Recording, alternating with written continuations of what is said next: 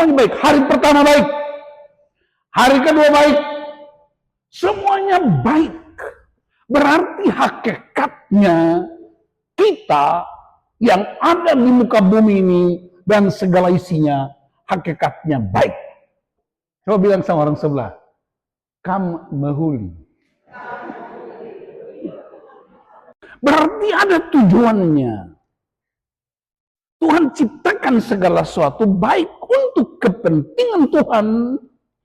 Dan dia ciptakan manusia segambar dan serupa dengan dia untuk mengelola yang baik itu. Mazmur pasal 24 ayat 1 sampai dengan ayat 10. Saudara, waktu Allah menciptakan dunia dan segala isinya, semuanya baik. Kalau saudara baca di Kejadian 1 ayat 31 bagian A, dia bilang begini, lalu Allah melihat semua yang diciptakannya sungguh amat baik. Kenapa Tuhan ciptakan semuanya sungguh amat baik? Karena dia Allah yang baik. Yang percaya firman Tuhan bilang amin. Allah menciptakan segala sesuatu baik. Bumi dan segala isinya sungguh amat baik. Itu gambaran tentang siapa Allah. Allah yang baik. Dia menampilkan, mendemonstrasikan kebaikannya melalui karyanya yang luar biasa. Orang baik pasti bikin yang baik. Dan termasuk manusia yang ada di dalam penjelasan Kejadian 1 dan 2 juga baik. Coba lihat orang kiri kanan bilang begini, di matamu ada kebaikan Tuhan. Kasih tahu. Pakai bahasa karo. Apa bahasa karo? Di matamu ada kebaikan Tuhan. Amin. Amin para tim musik. Di matamu ada kebaikan Tuhan. Semuanya baik. Hari pertama baik. Hari kedua baik. Semuanya baik. Berarti hakikatnya kita yang ada di muka bumi ini dan segala isinya hakikatnya baik. Coba bilang sama orang sebelah, kam mahuli. Amin. Berarti ada tujuannya. Tuhan ciptakan segala sesuatu baik untuk kepentingan Tuhan. Dan dia ciptakan manusia segambar dan serupa dengan dia untuk mengelola yang baik itu. Efesus 2 ayat 10 bilang, kita diciptakan dalam Kristus Yesus untuk melakukan pekerjaan baik yang telah ditetapkan Allah bagi kita. Jadi kebaikan kita tidak bergantung pada jabatan. Kebaikan kita tidak tergantung pada gelar akademis. Kebaikan kita tidak tergantung pada pelayanan pendeta, penatua, diaken. Tidak tergantung pada harta kekayaan. Warna kulit hitam, putih, coklat. Orang karo atau bukan orang karo. Orang Ambon atau bukan orang Ambon. Semuanya baik. Tetapi setiap orang berbeda. Kalau ada 8 miliar manusia di muka bumi ini, berarti ada 8 miliar retina mata. Ada 8 miliar sidik jari. Mau bukti? Anda buka handphone pakai sidik jarimu. Dan ibumu, ayahmu, adikmu, abangmu tidak mungkin pakai sidik jarinya untuk buka handphone. Itu artinya Anda unik dan tidak sama. Buka handphone pakai retina mata. Ini khusus yang sudah pakai teknologi canggih ya. Mohon maaf kalau yang masih jadul-jadul. Buka handphone pakai retina mata, nggak bisa dibuka oleh istri kita, suami kita, ayah kita, ibu kita. Hanya Anda sendiri. Itu untuk memberi petunjuk buat kita bahwa setiap orang unik dan berbeda. Dan karena itu tidak ada ruang bagi kita untuk saling membanding-bandingkan, apalagi menghina dan membuli orang lain. Pak, kira-kira aku lebih cantik nggak dari ibu sebelah? Nah itu dia. Itu wanita-wanita suka tanya suaminya. Pak, kira-kira aku lebih gemuk atau kurus dibandingkan dengan ibu yang sana? Ya. Itu saya sering dengar itu kebiasaan-kebiasaan itu. Ada pria bilang, aduh Pak Pendeta, aku cinta sekali sama istriku. Karena apa? Karena pinggangnya itu dulu seperti gitar Spanyol. Terus sekarang kenapa? Sekarang pinggangnya seperti mimbar gereja Protestan. Kerusakan-kerusakan yang terjadi dalam masyarakat, kepahitan yang terjadi dalam keluarga, karena kita suka membanding-bandingkan. Kamu tidak seperti abangmu. Kamu tidak seperti adikmu. Lihat tuh abangmu nilainya A. Kenapa kamu dapat B? Jadi gereja mesti bertobat. Mengertilah bahwa setiap orang berbeda. Tetapi kita hakikatnya baik. Kenapa? Diciptakan Tuhan baik. Sekalipun Anda kembar, tetap berbeda. Itulah keunikan. Nah, Allah ciptakan bumi dengan segala isinya untuk kepentingan Allah yang dikelola oleh orang-orang yang baik. Bilang amin. Jadi ada mandat, ada kepercayaan. Tapi perhatikan, ini hanya diceritakan di Kejadian 1 dan 2. Pada Kejadian 3 ada malapetaka yang muncul. Manusia jatuh dalam dosa. Mereka tidak taat lagi pada firman Tuhan. Maka yang baik itu tercemari. Yang baik itu retak. Yang baik itu rusak. Karena apa? Dosa. Tetapi hebatnya Tuhan tidak bikin bumi yang baru secara fisik. Dia tidak bikin Adam yang baru. Dia tidak bikin Hawa yang baru. Dia tidak ganti semua pohon dengan pohon-pohon dengan nama yang lain. Tetap. Karena Allah tidak bisa menolak dirinya sendiri. Tapi bagaimana caranya supaya yang rusak itu diperbaharui? Tuhan tidak buang. Tapi dia temukan kembali. Dia pungut kembali. Contoh Adam. Waktu Adam jatuh dalam dosa, dia bersembunyi. Kejadian 3 ayat 9, Tuhan bilang, Adam, di manakah engkau? Artinya apa?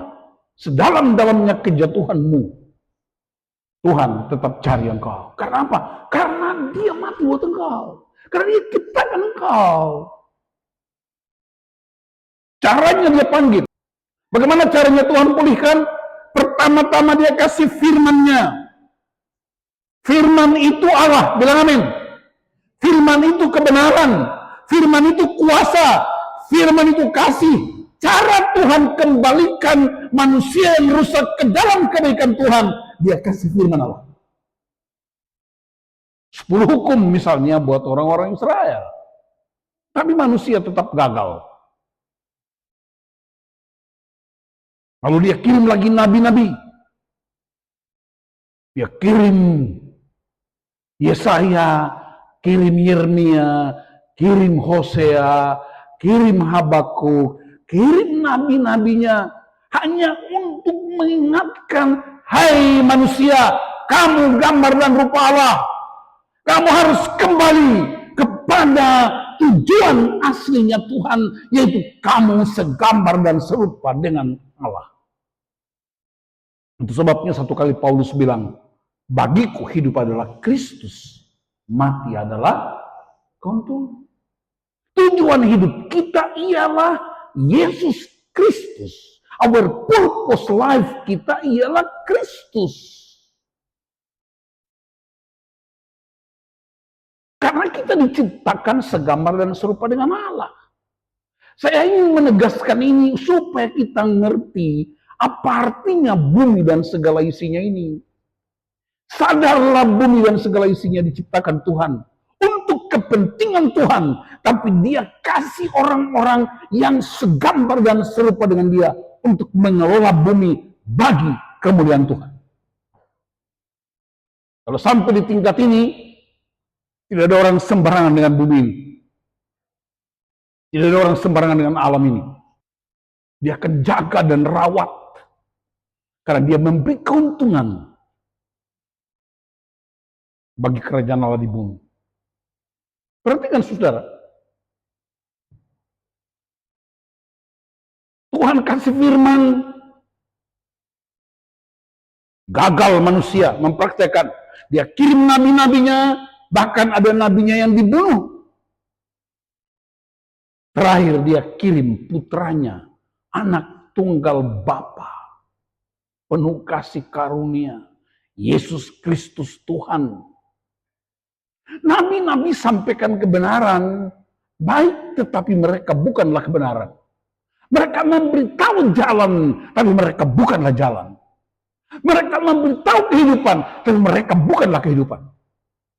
Maka Yesus datang bukan hanya sampaikan kebenaran, bukan hanya sampaikan jalan kehidupan. Dia adalah jalan kebenaran dan hidup.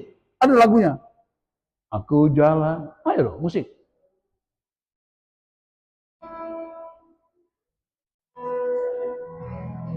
Ayo kita nyanyi sama-sama. Aku jalan kebenaran dan jalan kehidupan. Yesus katakan, aku percaya ada jujur melawan. Nabi-nabi bukanlah kebenaran. Dia menyampaikan kebenaran. Pendeta, penatua dia, pertua dia akan sampaikan kebenaran, tapi mereka bukan kebenaran. Tapi Yesus adalah kebenaran. Adalah jalan, adalah hidup. Itulah sebabnya di ayat berikutnya dia bilang, siapakah yang akan naik ke gunung Tuhan? Siapakah yang akan berjumpa di hadirat Tuhan? Siapa yang sudah pernah pergi ke Tanah Karo, angkat tangan. Puji Tuhan. Saya mau tanya, Kabupaten Karo itu di gunung atau di pantai? Mestinya orang Karo yang paling sering ketemu Tuhan. Karena Tuhan ada di gunung Tuhan. Haleluya! Saya berkali-kali bolak-balik Tanah Karo. Kadang-kadang saya pikir, orang-orang yang paling dicintai Tuhan, orang Karo. Karena mereka tinggal di gunung, dekat sama Tuhan. Cuma kelakuannya, mabok, isap rokok, main judi. Perhatikan ayat 3. Siapakah yang boleh naik ke atas gunung Tuhan? Siapakah yang boleh berdiri di tempatnya yang kudus? Perhatikan ciri-cirinya. Ayat 4. Orang yang bersih tangannya. Coba buka tanganmu. Kasih tahu sama orang sebelah. Tanganku bersih. Itu karena di gereja. Tangan bersih artinya apa? Tidak manipulatif. Tidak korupsi. Tidak pencuri. Itu artinya tangan bersih. Suci.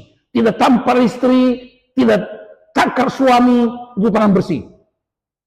Ibu-ibu yang ketawa ini pengalaman. Yang tidak ketawa ini pelaku-pelaku utama.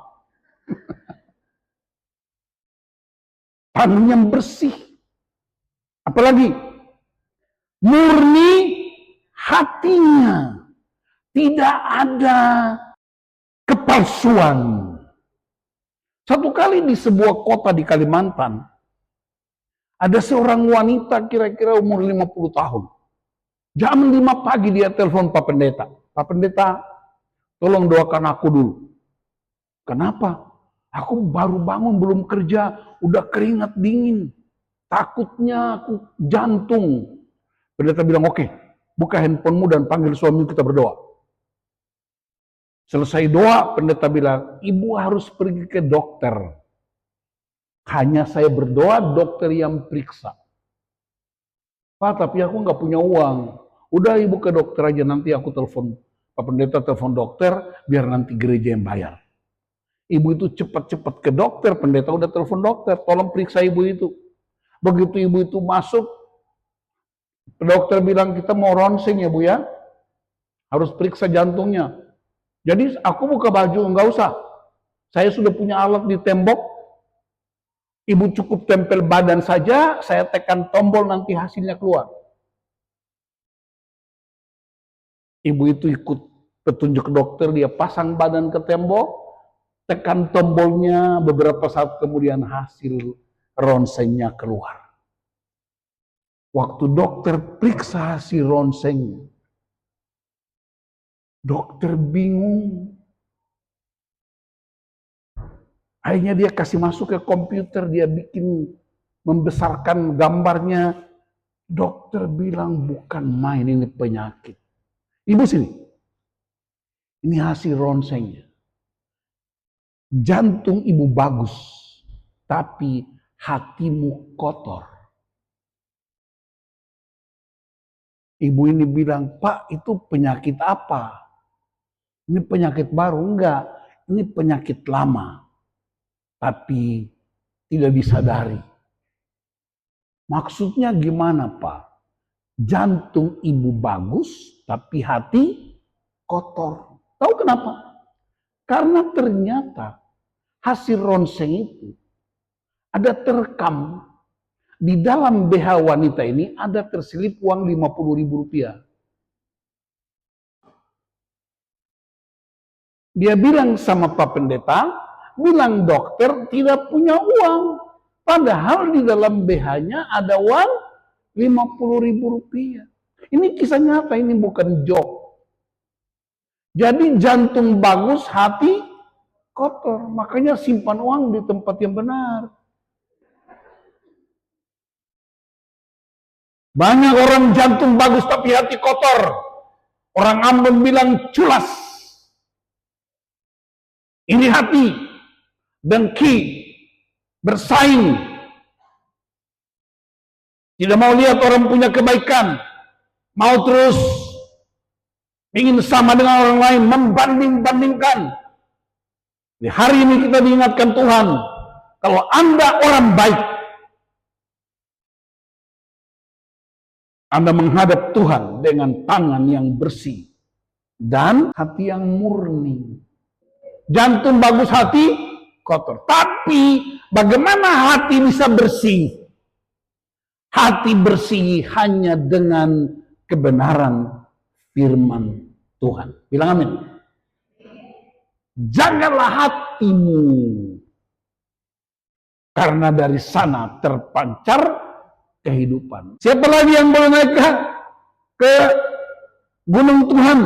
Dialah yang akan, orang yang bersih tangannya, murni hatinya, tidak menyerahkan diri kepada yang semu dan tidak bersumpah palsu. Jadi ada 4 ciri orang yang berhak naik ke rumah Tuhan, berjumpa dengan kemuliaan Tuhan.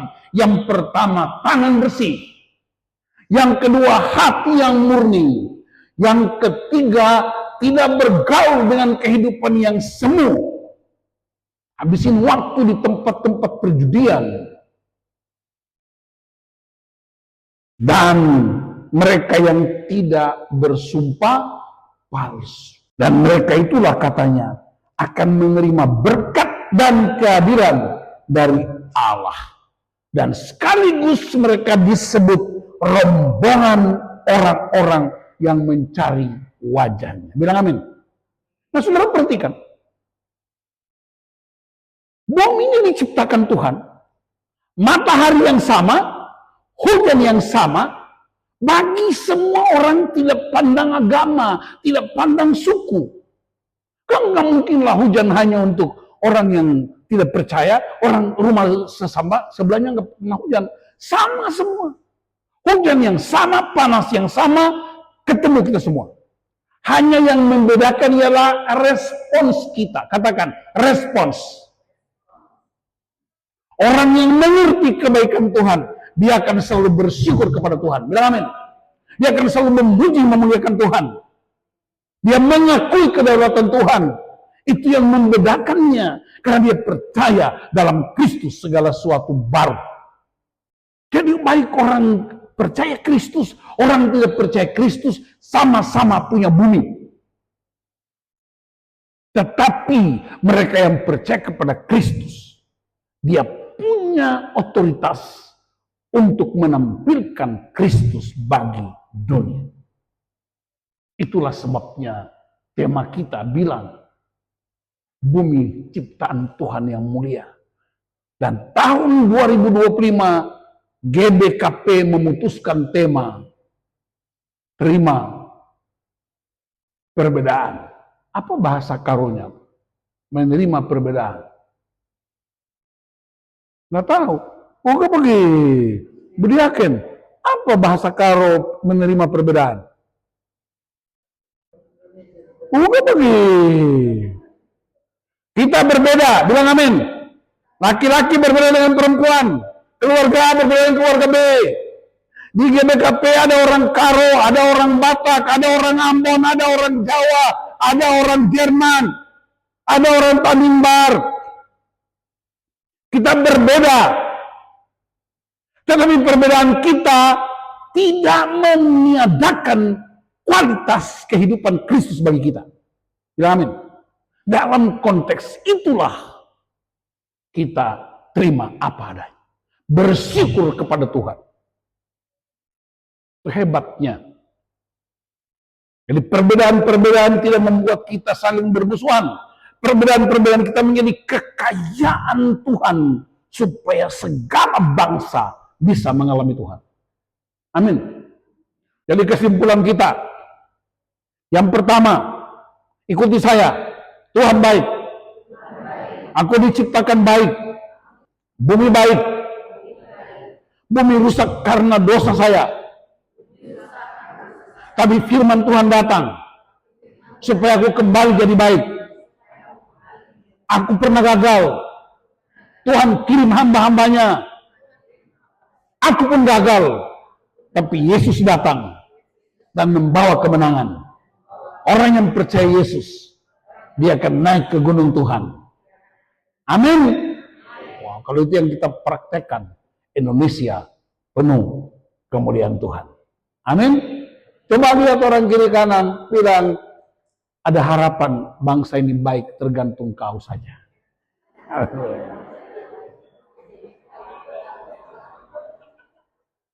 Maka yang merokok, bertobatlah. Karena orang yang merokok mencemarkan lingkungan hidup. Amin. Yang mabuk-mabuk, bertobatlah. Karena mabuk-mabuk merusak tubuhmu dan menghancurkan keuangan keluarga. Bilang amin. Pulang dari sini pun masih ada yang merokok. Berarti memang bubarkan aja gereja, nggak ada gunanya. Firman Tuhan udah nggak punya tempat. Apalagi kalau orang merokok gayanya. Masuk dari mulut, keluar dari mulut. Termasuk vape, itu juga kejahatan. Vape sekarang perempuan-perempuan. Masuk dari mulut, keluar mulut. Masuk lagi dari mulut, keluar hidung. Masuk dari mulut, keluar di mata, mata merah. Masuk lagi dari mulut, keluar di telinga. Telinga tidak suka mendengar. Masuk lagi dari mulut, besok keluar di TikTok. Judulnya Rest in Peace. Telah meninggal dunia dengan tenang. Anggota jemaat GBKP Rawamangun. Karena jantung bagus, hati kotor. Tapi hari ini karena firman Tuhan, kita semua hati murni. Bilang amin. Tangan yang suci. Kamu bisa perokok baru datang main gitar buat Tuhan. Enggak laku buat surga.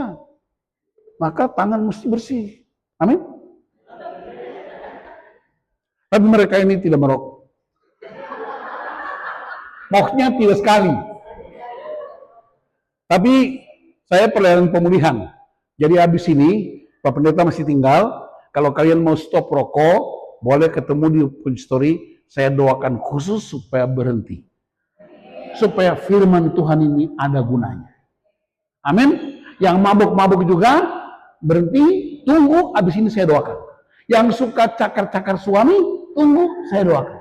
Yang suka pukul istri, tunggu juga saya doakan. Supaya firman Tuhan ada gunanya. Supaya Tuhan itu kita memuliakan Tuhan. Supaya kematian Kristus di atas kayu salib itu dia berguna. Ada satu orang karo waktu saya pelayanan di Kaban Jahe, dia bilang, Pak Pendeta, boleh nggak isap rokok di surga? Saya bilang boleh. Cuma kalau mau bakar rokok, ambil api di neraka.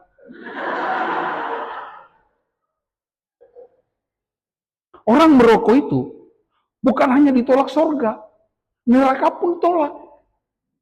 Kenapa neraka tolak orang merokok? Karena api neraka itu panas. Lalu datang dengan api rokok, apa hebatnya? Jadi saya menyerukan hari ini demi dan atas nama firman Tuhan, para perokok bertobatlah. Ada yang bilang amin? Saya nggak butuh amin di situ, saya butuh amin di sana. Tapi saya kasih tahu, saya mengasihi kalian. Apa bukti saya mengasihi kalian? Saya beritahu kebenaran. Karena kita orang-orang baik. Amin. Bujur melala. Tundukkan kepala kita berdoa. Terima kasih Tuhan. Kami semua umat-Mu tidak ada yang sempurna, tapi kami baik. Dan Tuhan mati buat kami. Biarlah kami menghormati pemberian Tuhan. Bumi dan segala isinya. Dan hidup kami memuliakan Engkau. Firman-Mu berotoritas dalam nama Yesus. Haleluya. Amin.